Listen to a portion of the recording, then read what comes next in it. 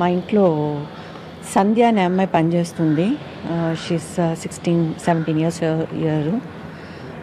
మా ఇంటికి పనికొచ్చి ఒక సంవత్సరం అయింది. సో బాగానే నడుస్తూ ఉండింది. అప్పుడప్పుడు డబ్బు అది పెడితే కనపడదు.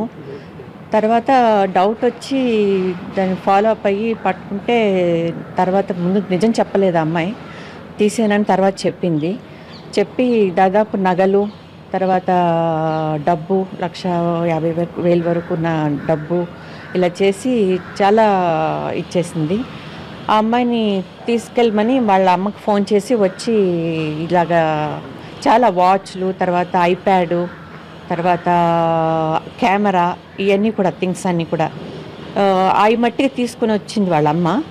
వచ్చి వదిలేసాను బాబు, మేము పోలీసులకు అప్పచెప్తాము, నగలోని డబ్బు తీసుకొచ్చి ఇవ్వకపోతే అని చెప్పేసరికి లేదు నేను తీసుకొచ్చి ఇంట్లో ఉంటుంది ఎక్కడని పెట్టాను తీసుకొస్తానని చెప్పి వెళ్ళి ఇలాగ మా మీదే కేసు ఫైల్ చేసి ఆ అమ్మాయి ఏం తీయలేదు అని చెప్పి షీ అగెయిన్స్ట్గా చెప్తుంది.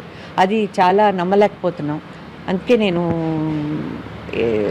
TV5లో whatever channels I want to tell that the truth, జరిగిన నిజం చెప్పాలని నేను మాట్లాడుతున్నాను. 1 వీక్ అయి ఉంటుందండి, 1 వీక్ అయి ఉంటుంది. కొంచెం కొంచెం డబ్బులు మట్టుకు అప్పుడప్పుడు పోతూ ఉండేవి.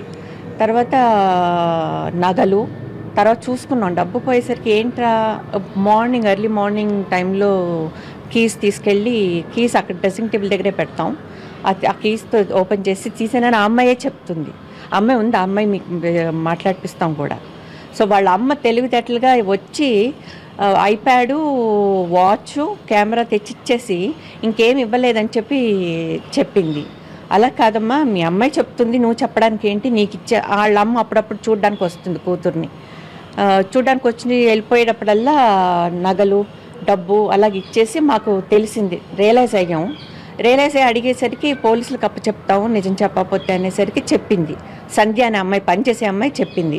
వాళ్ళ అమ్మ వచ్చి లేదు నాకు ఇవ్వలేదు నా కూతురు అని చెప్పేసరికి కొంచెం గట్టిగా పోలీసులకు అప్పచెప్తాము అని చెప్పేసరికి నేను వెళ్ళి తీసుకొస్తాను, నేను తేలేదు, నగలు డబ్బు తీసుకొస్తానని వెళ్ళి వాళ్ళ ఊర్లో సామలకోట ఆవిడ సరే తీసుకొస్తాను నేను పోలీసులకు అప్పచెప్తాను అని చెప్పేసరికి పోలీసుల వరకు వెళ్ళక్కర్లేదు, నేను తెచ్చిచ్చేస్తాను నగలు డబ్బు అని చెప్పి వెళ్ళి అక్కడ మరి ఏమి ఎవరితో ఆలోచించుకుందో తెలియదు.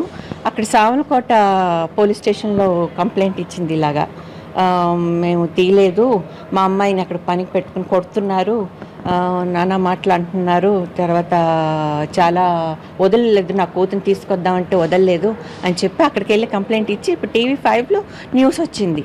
నా పేరు చెప్పి ఇలాగా అమ్మాయిని ఉంచుకున్నారు వదలతలేదని. వాళ్ళ అమ్మని వచ్చి తీసుకెళ్ళిపోయి నీ కూతుర్ని నగలు డబ్బు ఇచ్చేసి అనేసరికి ఫోన్ స్విచ్ ఆఫ్లో పెట్టేసింది, ఆన్లో లేదు. సో అందుకని నేను ఈ మీడియాకి వెంటనే చెప్పాలని నేను డిసైడ్ చేసుకున్నాను. అదేనా.